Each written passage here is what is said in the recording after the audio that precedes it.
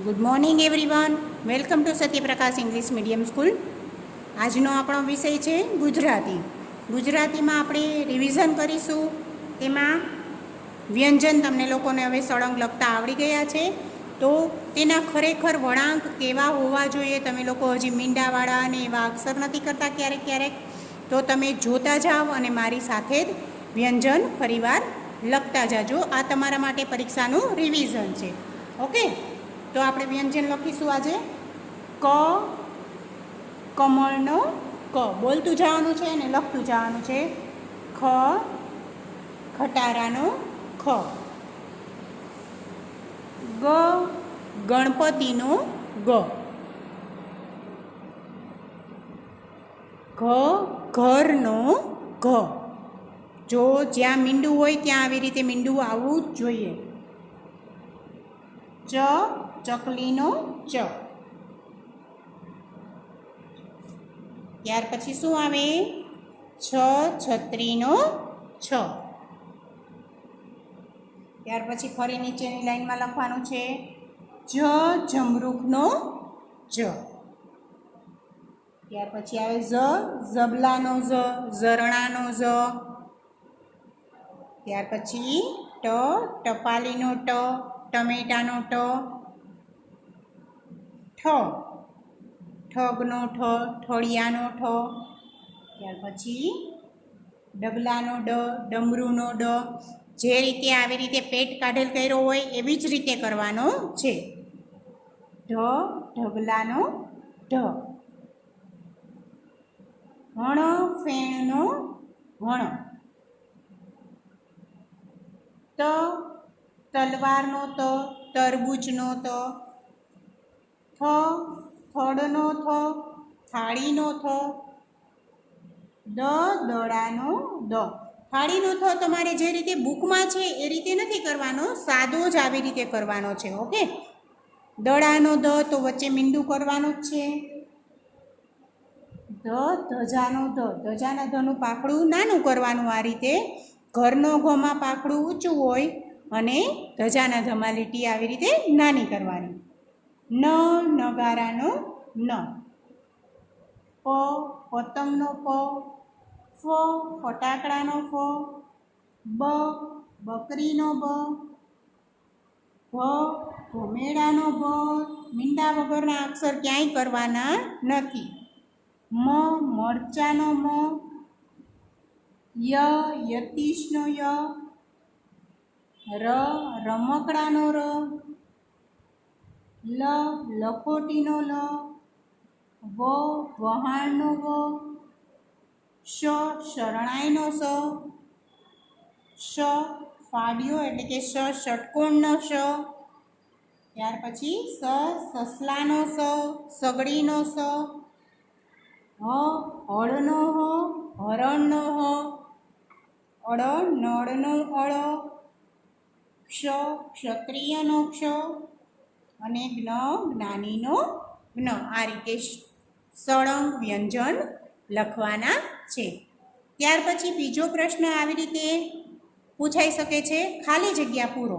એટલે કે તેના પછીનો અક્ષર જ્યાં લખેલો ન હોય તે રીતે તમારે લખવાનો રહેશે. જેવી રીતે કે અહીંયા ક, કમળનો ક લખેલો હશે, તો અહીંયા બીજો અક્ષર લખેલો નહીં હોય તો તમારે આવી રીતે લીટી કરેલી હશે, તો ત્યાં તમારે લખવાનો રહેશે ક, ખટારાનો ખ.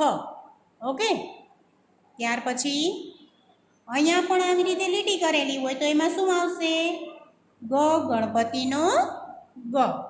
ત્યાર પછી હજી એક લીટી હોય તો શું આવે ગણપતિના ગ પછી? ઘરનો ઘ. ત્યાર પછી અહીંયા લખેલું હશે ચ, ચકલીનો ચ. અને અહીંયા લીટી હશે તો શું આવશે? છ, છત્રીનો છ. અહીંયા લખેલું છે જ, જમરૂખનો જ. ત્યાર પછી અહીંયા આવી રીતે લીટી છે તો શું લખશું? ઝ, ઝબલાનો ઝ. ટ, ટપાલીનો ટ. અને ઠ, ઠળિયાનો ઠ. ઓકે. ત્યાર પછી અહીંયા લખેલું છે ડ, ડગલાનો ડ. ઢ, ઢગલાનો ઢ. અહીંયા હણફેરનો હણ. તો અહીંયા લીટી છે તો તેમાં આપણે શું લખશું? તો તલવારનો ત લખશું. અહીંયા થ, થાળીનો થ લખશું. પછી અહીંયા લખેલું છે તો દડાનો દ, અહીંયા લીટી છે, અહીંયા પણ લીટી છે, તો શું લખશું? દડાના દ પછી આવશે ધજાનો ધ, મીંડાવાળો જ કરવાનો, નગારાનો ન. ત્યાર પછી અહીં લખેલું છે પતંગનો પ, તો અહીંયા શું લખશું ત્યાર પછી લીટીમાં? તો ફટાકડાનો ફ અને બકરીનો બ. ત્યાર પછી અહીંયા લખેલું છે ભમેડાનો ભ, તો શું લખશું ત્યાર પછી? ભમેડાના ભ પછી શું આવે? મરચાનો મ, યતિનો ય, રમકડાનો ર અને લખોટીનો લ. અહીંયા લખેલો છે વહાણનો વ, તો ત્યાર પછી અહીંયા શું લખશું? કયો શ આવશે? શ શરણાઈનો શ, ષ ષટકોણનો ષ, સ સસલાનો સ લખેલો છે. ત્યાર પછી આવશે હરણનો હ, અહીંયા લખેલો જ છે. ત્યાર પછી અળનળનો અળો અને ક્ષ ક્ષત્રિયનો ક્ષ, અહીંયા લખેલો છે જ્ઞાનીનો જ્ઞ.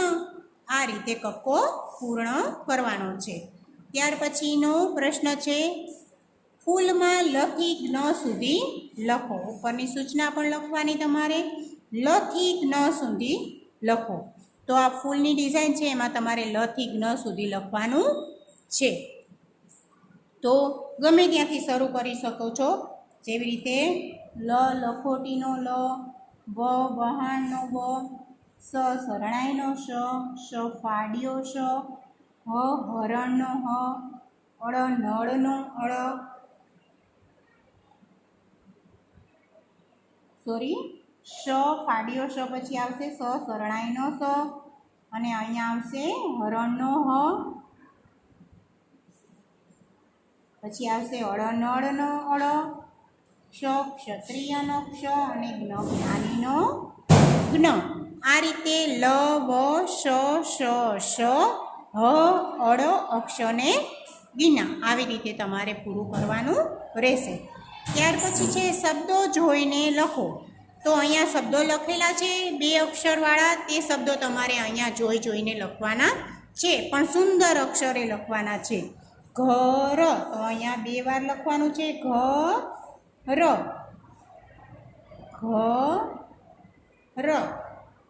ત્યાર પછી છે મગ, તો અહીંયા પણ લખવાનું મગ.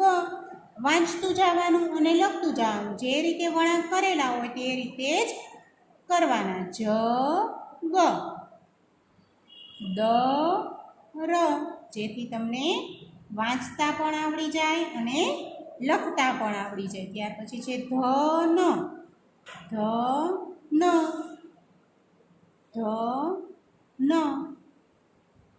ટબ, ટબ, નથ, નથ, કર, કર.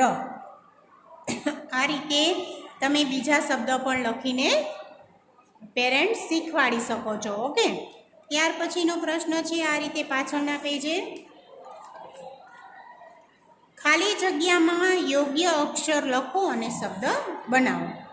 ખાલી જગ્યા આપેલી છે એમાં તમારે યોગ્ય અક્ષર લખવાનો એટલે શબ્દ બની જશે. ટાહણા, આગળ ખાલી જગ્યા છે તો એમાં આપણે કયો શબ્દ લખીશું? વ વહાણનો વ લખીશું તો આખો શબ્દ શું બની જશે? વટાણા. ઓકે. તો આવી રીતે અહીં સણ લખેલું છે તો આપણે આગળ શું લખશું? લ લખોટીનો લ લખશું તો લ સણ એવો શબ્દ બને. ત્યાર પછી છે સલું, તો આગળ શું મૂકશું આપણે? સ, તો સ લું એવો શબ્દ બની જશે. કાબી, તો આગળ શું લખશું? ર, તો ર કાબી એવો શબ્દ બની જાય. ત્યાર પછી મ, તો મ કા ઈ એ રીતે વાંચી શકાય, મ કા ઈ. પછી છે બકરીનો બ મૂકશું તો બ ત ક આ રીતે લખી શકાય. પછી પ, તો પતંગ. પછી મ મૂકશું ખાલી જગ્યામાં તો મગર. એ રીતે શબ્દ બને.